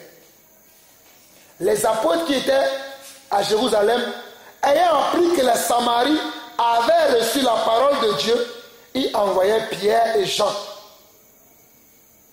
Philippe était parti tout seul à Samarie pour prêcher. Mais les autres apôtres, parmi lesquels il y avait l'apôtre Pierre et l'apôtre Jean, étaient restés à Jérusalem. Mais ils ont appris qu'ils ont maintenant de nouveaux frères et de nouvelles sœurs à Samarie. Qu'est-ce qu'ils ont fait? Lisons la parole. Alléluia. Oh, alléluia. Les apôtres, verset 14 de Actes chapitre 8, les apôtres qui étaient à Jérusalem, ayant appris que la Samarie avait reçu la parole de Dieu, ils envoyaient Pierre et Jean. Ceux-ci, arrivés chez les Samaritains, prièrent pour eux afin qu'ils reçoivent. Parce que les apôtres savaient que c'était indispensable pour ces nouveaux frères et ces nouvelles sœurs, pour leur avancement, pour leurs assainissement, pour leurs édifications. Ils ont besoin de recevoir le Saint-Esprit. Voilà pourquoi Pierre et Jean ont quitté Jérusalem et sont allés à Samarie. Rien que pour une seule chose. Priez pour leurs frères pour qu'ils reçoivent le Saint-Esprit. C'est ce que je vais faire ce soir. Malheur à tous ceux qui ne sont pas là. Malheur à eux. Les absents ont toujours tort. Vous allez tous recevoir le Saint-Esprit ce soir, si vous ne l'avez pas encore. Verset 16. Car ils n'étaient pas encore descendus sur eux. Ils avaient seulement été baptisés au nom du Seigneur Jésus. Ils avaient été seulement baptisés au nom de qui? Au nom du Seigneur Jésus. Comme Paul avait rebaptisé les disciples qu'il a rencontrés à Éphèse. Comme nous l'avons lu dans Actes chapitre 19.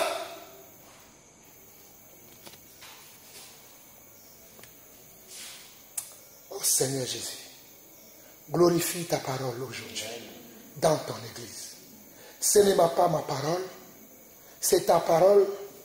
Tu m'as envoyé ici pour que j'enseigne ta parole avec exactitude.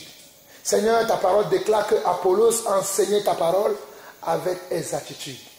Seigneur, glorifie ta parole. Amen. Au nom de Jésus-Christ. Amen. Amen. Au verset 17, alors Pierre et Jean leur imposèrent les mains et ils reçurent le Saint-Esprit. Amen. Alors Pierre et Jean leur imposèrent les mains et ils reçoivent le Saint-Esprit. Est-ce que vous croyez que ce soir, vous allez recevoir le Saint-Esprit? Parce que j'ai fini. Ça ne se reçoit pas ni avec de l'argent, ni avec la connaissance, Ça se reçoit avec la foi et l'acceptation de la parole. L'amour de Dieu nous donne l'esprit. Si vous aimez Dieu, le Saint-Esprit va descendre sur vous. Ce n'est pas moi qui va le faire descendre. Le Seigneur va le faire. Celui que nous prions va le faire descendre sur vous. Regardez. On nous dit que alors Pierre et Jean, verset 17 de Acte 8, leur imposait les mains. Et ils reçurent le Saint-Esprit. Mais il s'est passé quelque chose là-bas que j'aimerais que vous remarquiez et que vous fassiez beaucoup attention. Lorsque Simon-Pierre vit que le Saint-Esprit était donné par l'imposition des mains des apôtres, il leur a offert de l'argent. Je bénis le Seigneur que dans les 5 ministères, Dieu m'a fait la grâce de recevoir le ministère ou le don d'apostolat. Parce que c'est les apôtres qui imposaient les mains aux gens pour qu'ils reçoivent le Saint-Esprit. Philippe était aussi un serviteur de Dieu. Il a prêché l'évangile. Il s'est arrêté. Le problème, pour nous les enfants de Dieu, on veut faire ce qu'on ne nous a pas donné. Voilà pourquoi nous sommes frustrés. Nous n'avançons pas. Parce que nous voulons prendre la place de quelqu'un d'autre. Souvenez-vous que lorsque je parlais des dons que donne le Saint-Esprit, j'ai dit que chacun doit être dans sa place dans l'église parce que chacun est utile. Philippe a prêché. Pourquoi il n'a pas imposé la main? Parce qu'il sait que ce n'est pas à lui de le faire. Il a arrêté. Il a entendu que ceux qui sont habilités, mandatés par le Tout-Puissant arrivent et fassent leur travail. Je me rappelle lorsque je préparais ce séminaire avec le frère, je lui demandais tout le temps, qu'est-ce que tu veux que quand je vais arriver, je dois faire.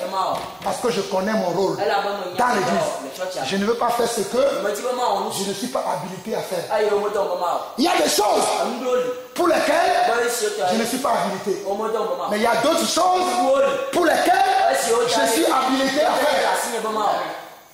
Lui-même ne comprenait pas. Tous les jours, je lui envoyais des messages. Je dis, frère, qu'est-ce qu'on doit faire? Envoie-moi. Parce que je veux être à ma place. Parce que dans l'église, tout le monde doit être à sa place. Tout le monde. Si tu n'es pas à ta place, tu usurpes la place de quelqu'un d'autre, tu rendras compte. Mon frère, tu rendras compte. Je dis bien ici, on a bien vu, Philippe a prêché. Mais ce n'est pas lui qui a imposé. Il a entendu que les apôtres arrivent et fassent le travail. Et les apôtres sont arrivés, ils ont fait le travail, la mission a été complète. Amen. Ce n'est pas pour rien que dans 1 Corinthiens, chapitre 12, à partir du verset 28, il est écrit que dans l'église, Dieu a établi premièrement les apôtres, deuxièmement les prophètes, troisièmement les docteurs. Ce n'est pas pour rien. Aujourd'hui, tout le monde veut faire tout dans l'église. Alors que dans l'église, il doit avoir un ordre. Parce que Dieu a établi un ordre. Lisez 1 Corinthiens 12, verset 28. Si on a le temps, on va le lire. Je finis cette petite parenthèse que j'ai ouverte. Verset 18. Lorsque Simon vit que le Saint-Esprit était donné par l'imposition des mains des apôtres, il a offert de l'argent en disant, accordez-moi aussi ce pouvoir afin que celui à qui j'imposerai les mains reçoive le Saint-Esprit. Mais Pierre lui dit, que ton argent périsse avec toi, puisque tu as cru que le don de Dieu s'acquérait à prix d'argent. Le don de Dieu s'acquiert gratuitement par la foi. Par la foi, vous recevez gratuitement tous les dons de Dieu. Si vous attendez un jour, un homme de Dieu vous dit, venez semer pour recevoir Je vous dis la vérité. Si vous attendez, même dans cette assemblée, un homme de Dieu venu, qui venait s'aimer, pour recevoir quelque chose de Dieu, cela ne veut pas de Dieu.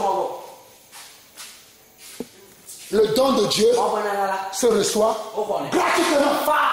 Voici quelqu'un qui a voulu acheter le don de Dieu.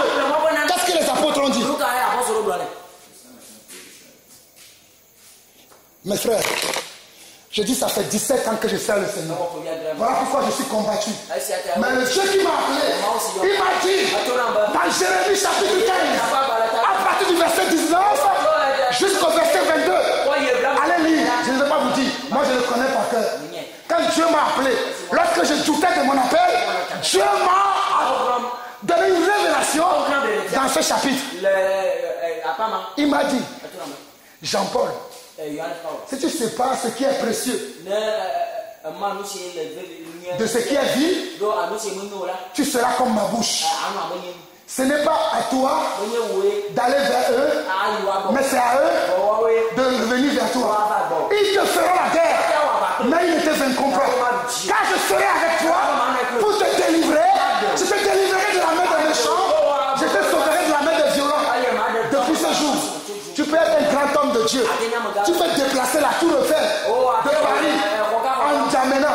Lorsque je vais te voir, si tu marches en contradiction avec la parole, je vais te le dire. Tu peux me tuer. Je serai mort comme Étienne. Je désire même cela. Qu'est-ce que je fais dans cette vie? Je vais aller auprès du Seigneur. Voilà pourquoi je n'ai pas honte de parler de lui avec toute ma force. Parce que le Seigneur m'a témoigné qu'ils vont même m'assassiner. Mais mon fils, parle de moi. Tu ne mourras pas jusqu'à ce que ta mission soit achevée. Voilà pourquoi je ne perds de personne. Je dis toujours ce que même Dieu me dit en cachette. Mais je suis souvent humble. Parce que ce n'est pas moi. C'est lui. Alors, lui seul la gloire. Verset 20. Pierre lui dit que ton argent périsse avec toi, puisque tu as cru que le don de Dieu s'acquérait à prix d'argent. Il n'y a pour toi ni part ni lot dans cette affaire, car ton cœur n'est pas droit devant Dieu. Amen. Tout homme de Dieu que vous voyez, qui prêche un message et qui après demande, venez s'aimer, son cœur n'est pas droit devant Dieu. Soit il ne sait pas, soit il sait. S'il ne sait pas, Dieu lui pardonnera. Mais s'il sait et il demande, venez s'aimer, on a reçu gratuitement, on donne gratuitement. C'est les gens eux-mêmes qui doivent être touchés et ils vont dire, je vais s'aimer. Je ne demande jamais, au grand jamais, après avoir prêché un message, même guéri des gens. S'aimer, je ne l'ai jamais fait. Mais les gens s'aiment toujours dans ma vie. Frère Justin, j'étais avec toi l'autre jour. Quand nous sommes appelés, j'étais avec toi, non? Est-ce que j'ai demandé qu'elle m'appelle? Prêchons Christ.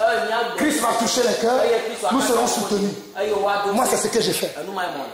Après que chacun aura à rendre compte de ce qu'il fait. Moi, ce que j'ai fait, je respecte les Écritures. Nous avons reçu gratuitement. Nous donnons gratuitement. Dieu fera le reste. Je ne m'occupe pas de l'argent. Mon Dieu s'occupe de l'argent. Je ne demande jamais de semences. Je peux demander aux frères qui sont avec moi, aidez-moi, j'ai une mission à tel endroit, mais je n'ai pas d'argent. Mais si je prête un message, que ce soit en France, que ce soit dans toutes mes missions que je fais dans le monde, je ne demande jamais, donnez-moi quelque chose. Jamais. Souvenez-vous, depuis le premier jour, vous allez penser que je prêche un message contraire. Mon message est toujours rectiligne. Sans aller à gauche, sans aller à droite, mais toujours fixant le regard sur celui qui suffit. Et qui amène à la perfection Jésus-Christ de Nazareth, qui m'a appelé, moi qui étais un pécheur, moi qui étais un blasphémateur, moi qui étais un voleur, un brigand, mais qui a obtenu grâce. J'étais un voleur. La première fois où j'ai entendu l'évangile, j'étais en prison, brigade mineur à Chikoumé. C'est la première fois où j'ai entendu le vrai évangile. Parce que j'étais en classe de 5e, j'avais un collègue de classe qui était venu avec les faux billets. Nous sommes partis pour on nous a arrêtés. Je me suis retrouvé en prison à la brigade pour mineurs. C'est là où tout le lundi, un homme de Dieu venait prêcher le frère. Un jour, j'ai entendu le message toute la nuit dans la prison. Je ne dormais pas et j'ai prié le Seigneur. Sors-moi d'ici parce que ce n'est pas ma place ici et je te donnerai ma vie. Une semaine plus tard, j'ai été relâché. J'avais des gris-gris à la maison. J'avais des gris-gris. Je suis rentré. J'ai tout jeté. Moi, Jean-Paul, je fais ça. Je viens de loin, mes frères. Moi, j'ai fait ça. J'avais des gris-gris. Je comptais sur les gris-gris. Mais ce jour-là, les gris-gris ont été capables. Je me suis retrouvé en prison. Moi, Jean-Paul, vous ne connaissez pas qui je suis. Si vous connaissez qui je suis, si je dis quelque chose, vous allez croire. J'étais un vieux. Vous ne me connaissez pas. Je vous ai dit que je voulais l'argent de ma mère, de ma grand-mère, pour aller en boîte. Mais j'ai vu Jésus. Jésus a transformé ma vie. Je ne vole plus. Je suis devenu un homme juste par la grâce de Dieu. Et je vais rester juste. L'argent ne m'importe pas. Mais le royaume des cieux. Au ciel, au ciel, au ciel. J'irai la voir un jour. Au ciel, au ciel, au ciel. J'irai là-bas un jour. Cherchons à aller au ciel. C'est là notre destination. Notre destination n'est pas dans ce monde. Notre destination n'est pas cette terre. Mais cherchons le ciel. Alléluia. Mes frères, nous allons lire 1 Corinthiens chapitre 12 et je vais finir pour vous, pour prier pour ceux qui désirent recevoir le Saint-Esprit. Ce n'est pas moi qui le donne. Moi, je vais suivre simplement la parole et le Seigneur va faire le reste. Alléluia.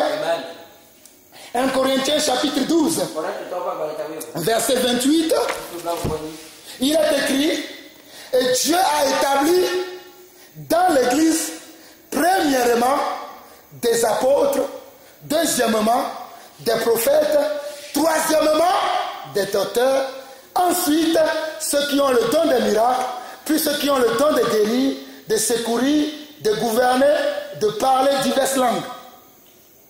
Qu'est-ce que Dieu a établi dans l'Église? Là, c'est l'Église. Premièrement, c'est les apôtres. Dieu sait pourquoi. Deuxièmement, les prophètes. Dieu sait pourquoi. Troisièmement, les docteurs. Dieu sait pourquoi. Quatrièmement, non, il n'y a pas de quatrième, il a dit ensuite, ceux qui ont le don de miracle, d'opérer des miracles. C'est pas moi. Moi, je n'ai pas écrit la Bible. Je vous dis ça souvent. Je n'ai pas écrit la Bible.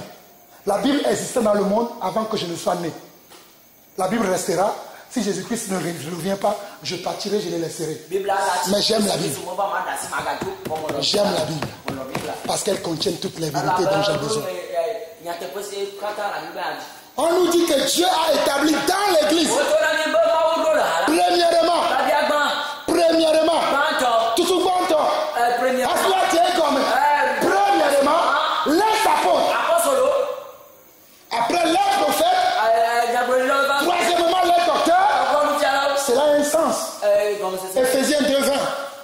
Éphésiens 2, verset 20. Alléluia. C'est très important. Éphésiens 2, verset 20. J'ai dit pour ce message, les gens veulent nous tuer, même en Europe. Quand je presse ce genre de message en Europe, des fois je suis combattu. Mais c'est lui qui m'a dit, si tu ne sais pas ce qui est précieux de ce qui est vil, tu seras comme ma bouche, moi je l'ai obéi. Si on doit me tuer, je mourrai pour la bonne cause. Mais je ne mourrai pas bêtement. Je mourrai à cause de la vérité. Alléluia. Ça même, le reste m'importe peu. Mais moi je vais mourir pour la vérité, comme Étienne. Étienne a prêché la vérité, les hommes ont grincé leurs dents, ils l'ont lapidé. Jacques a été éventré. Quand je vois les hommes de Dieu aujourd'hui, ils sont là, ils prêchent leur chimère. Je me dis, s'ils savaient comment Pierre a souffert pour l'évangile, s'ils savaient comment Paul a souffert, s'ils savaient comment Étienne a souffert, ils ne feront pas leur commerce dans la maison de Dieu. Dans Ephésiens 2:20. Dans Ephésiens 2:20, vous avez été édifiés sur le fondement des apôtres et des prophètes. Le fondement dans l'église, c'est les apôtres et les prophètes qui les posent. Ce n'est ni les pasteurs, ni les évangélistes, ni les docteurs, mais c'est les apôtres. C'est très important. Amen. Si nous regardons un dernier passage et puis nous allons prier. 1 Corinthiens 13.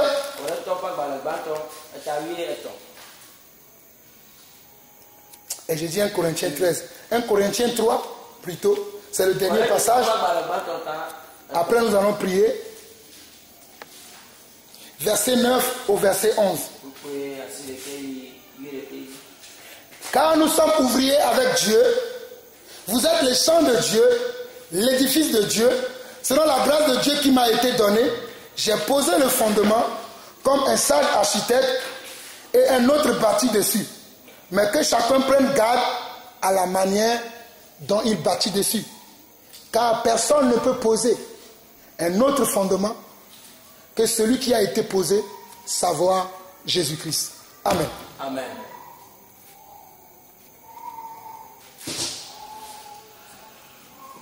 Alabena maupe adawalawo mienye maupe agblekle maupe kɔtutu miawo mienye maupe amonubebe siwo nam la numeɖo gɔme anyi abe xɔtula dziaɖaŋu ene ke ame bubu tui ɖe edzi gake ame sia ame nakpɔ nyui ale si woatui ɖe edzi la elabena ame aɖeke mate ŋu aɖo gɔme ame aɖeke mate ŋu aɖo gɔmeɖoɖo bubu anyi o negbe esi woɖo anyi si nye Yesu Kristo la ko. Amen. Amen. J'aimerais préciser quelque chose qui est très important. Après, nous allons prier. J'ai bien dit, si vous voyez un homme de Dieu qui vous prêche l'évangile, qui vous donne les révélations de la parole de Dieu et qui vous demande de s'aimer dessus, cela ne vient pas de Dieu.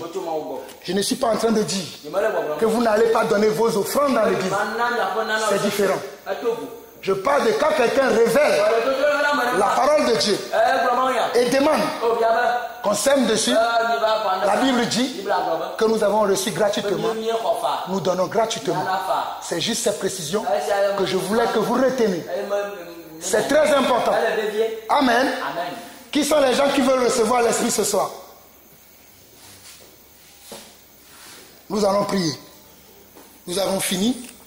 Avant de prier, ou nous allons prier, après je vais prendre quelques questions, s'il y en a, mais s'il n'y en a pas, nous allons clôturer. Amen. Amen. Nous allons prier maintenant.